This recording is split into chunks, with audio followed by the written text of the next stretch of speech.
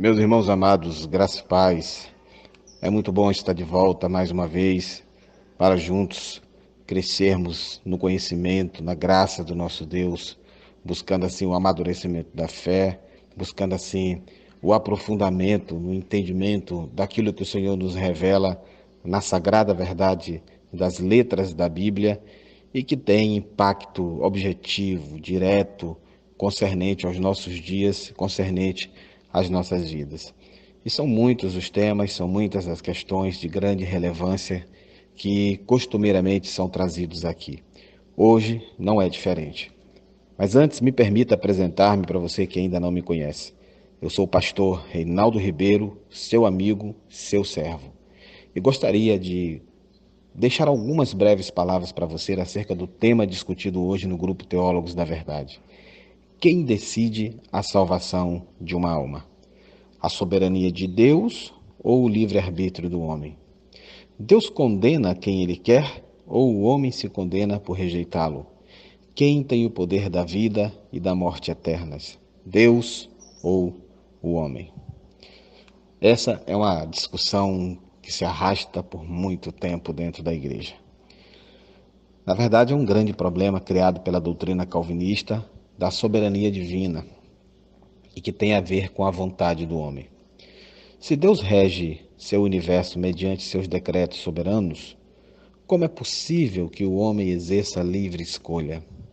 E se ele não pode exercer liberdade de escolha, como ele pode ser considerado responsável por seu comportamento? Ele não é uma mera marionete cujas ações são determinadas por um Deus que fica atrás dos bastidores, mexendo os pauzinhos conforme lhe agrada? Amados, a tentativa de responder essas questões tem dividido a igreja cristã organizadamente em dois grupos que carregam os nomes de dois distintos teólogos, Jacó Armínio e João Calvino. A maioria dos cristãos está satisfeita em se envolver em um grupo ou outro e negar ou a soberania de Deus ou o livre-arbítrio do homem. Parece possível, entretanto, no meu humilde entendimento, reconciliar essas duas posições sem fazer violência a cada uma. Embora o esforço que eu pretendo fazer aqui nessa direção possa se mostrar deficiente aos partidários de um grupo ou outro. Por essa razão, eu me sinto livre para reafirmar que eu não sou nem calvinista e nem arminiano, ainda que reconheça nas propostas de Armínio uma linha interpretativa mais próxima daquilo que eu creio e que tentarei em breve palavras transmitir aqui. Na minha opinião, Deus soberanamente decretou que o homem fosse livre para exercer escolha moral. E o homem, desde o começo, tem cumprido esse decreto, fazendo sua escolha entre o bem e o mal. Desde o Éden tem sido assim.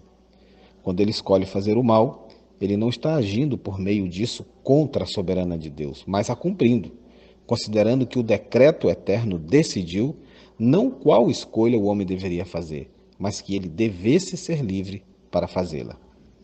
Se em sua absoluta liberdade Deus desejou dar ao homem uma liberdade limitada, quem poderá impedir sua mão ou dizer: que fazes?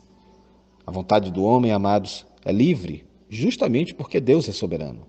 Um Deus menos que soberano não poderia conceder liberdade moral às suas criaturas. Ele teria medo de fazer isso. Talvez, meus queridos, uma simples ilustração possa nos ajudar a entender isso. Imagine você um transatlântico. Um transatlântico deixa São Luís do Maranhão em direção a Manaus. O seu destino foi determinado pelas autoridades competentes. Nada pode mudá-lo. Esse é um pequeno quadro do que seja soberania. A bordo do transatlântico está uma multidão de passageiros. Estes não estão em correntes e nem suas atividades lhes são determinadas por decreto. Eles são completamente livres para movimentar-se conforme desejarem. Eles podem permanecer na embarcação rumo ao seu destino, que já está traçado, ou até mesmo podem pular nas águas se assim desejarem. Por arrependimento, desânimo ou por desistência, podem tentar obter a oportunidade de embarcarem noutro transatlântico, ou então solicitarem uma pequena lancha que lhes leve de volta ou para outra direção. Enfim, são muitas as possibilidades. Eles comem, eles dormem, divertem-se, ficam à toa no convés, leem, falam, tudo como desejam. Mas, ao mesmo tempo, o grande transatlântico está conduzindo-os constantemente em frente, em direção a um porto pré-determinado. Ambas, a liberdade e a soberania, estão presentes aqui nessa figura, e elas não se contradizem. Assim, irmãos, eu creio que ocorre com a liberdade do homem e com a soberania de Deus. O poderoso transatlântico do propósito soberano de Deus mantém seu curso constante através do mar da história. Deus se move imperturbado e desimpedido rumo ao cumprimento desses propósitos eternos que ele propôs em Cristo Jesus antes que o mundo começou. Nós não sabemos tudo que está incluído nesses propósitos, mas o suficiente nos foi revelado para nos fornecer um amplo esboço das coisas e que vem nos dar uma boa esperança e uma sólida garantia do bem-estar futuro. Nós sabemos que Deus cumprirá cada promessa feita aos profetas, sabemos que os pecadores um dia serão varridos da terra, sabemos que um grupo resgatado entrará para o gozo de Deus e que os justos irão resplandecer no reino de seu Pai. Nós sabemos que as perfeições de Deus, todavia, receberão aclamação universal, que todas as inteligências criadas confessarão Jesus Cristo, Senhor, para a glória de Deus Pai, que a presente ordem imperfeita será abolida e um novo céu e uma nova terra será estabelecida para sempre. Na direção de tudo isso, meus amados, Deus está se movendo com infinita soberania e perfeita precisão de ação. Ninguém pode dissuadi-lo de seus propósitos. Nada o desvia de seus planos, visto que ele é onisciente. Não pode haver circunstâncias imprevistas e nem acidentes, visto que ele é soberano. Não pode haver ordens canceladas e nem quebra de autoridade, e visto que ele é onipotente, não pode haver falta de poder para atingir seus fins escolhidos. Deus é suficiente a si mesmo por todas estas coisas. Ao mesmo tempo, as coisas não são tão fáceis como esse ligeiro esboço pode sugerir. O mistério da iniquidade já opera. Dentro da ampla esfera da vontade soberana e permissiva de Deus, o mortal conflito do bem com o mal continua com fúria crescente. Deus, todavia, conseguirá o que quer no furacão e na tempestade, mas a tempestade e o furacão estão aqui. E como seres responsáveis, devemos fazer nossas escolhas na presente situação moral. Certas coisas, irmãos, foram decretadas pela livre determinação de Deus, e uma destas coisas é a lei de escolha e consequências. Deus decretou que todos que desejosamente se entregam a seu Filho Jesus Cristo em obediência de fé receberão a vida eterna e se tornarão filhos de Deus. Ele também decretou que todos que amam as trevas e continuam em rebelião contra a suprema autoridade do céu permanecerão em um estado de alienação espiritual e finalmente sofrerão a morte eterna. Reduzindo, amados, toda a questão em termos individuais, chegamos a algumas conclusões vitais e bem particulares.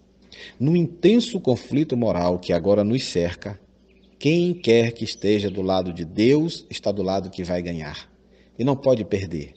Quem quer que esteja do outro lado está do lado que vai perder e não pode ganhar.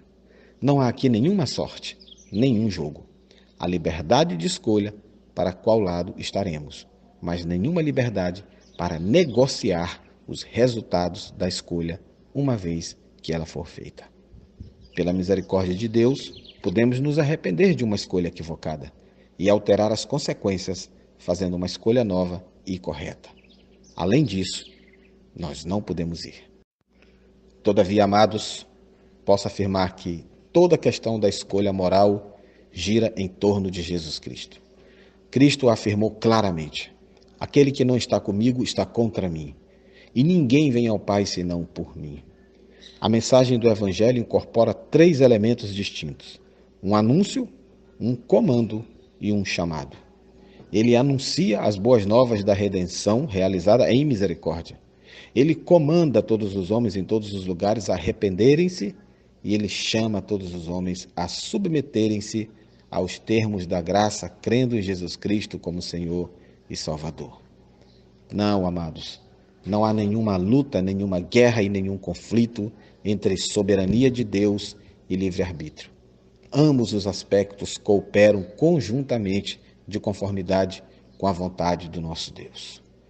Todos nós devemos escolher se obedeceremos ao Evangelho ou nos desviamos em incredulidade e rejeitamos sua autoridade.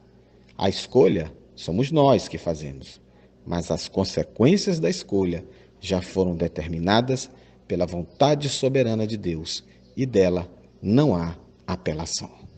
Que o Espírito Santo de Deus complete esta palavra e elucide qualquer dúvida que porventura tenha permanecido, para a honra e glória única e exclusiva do nome de Jesus. Um grande abraço a todos, muito obrigado.